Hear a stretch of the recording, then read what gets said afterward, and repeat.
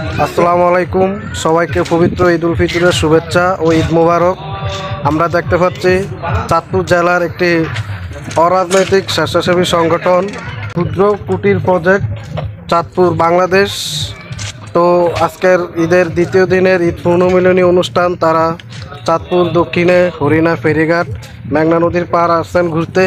তো আমরা আজকের এই সংগঠনের যারা দায়িত্ব আছেন তাদের কাছ থেকে ঈদ পুনর্মিলনী সবাইকে ঈদ শুভেচ্ছা জানিয়ে একটু সংক্ষিপ্ত বক্তব্য রাখবেন।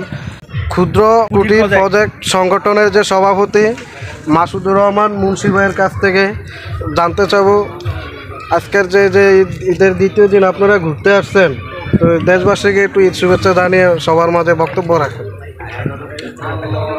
বিসমিল্লাহির রহমানির রহিম।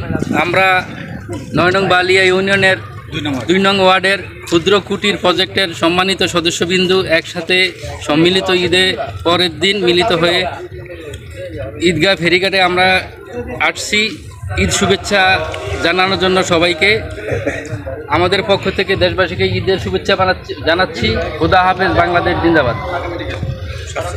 রহিম ভাই একটু বলেন। ঈদের শুভেচ্ছা সবাইকে।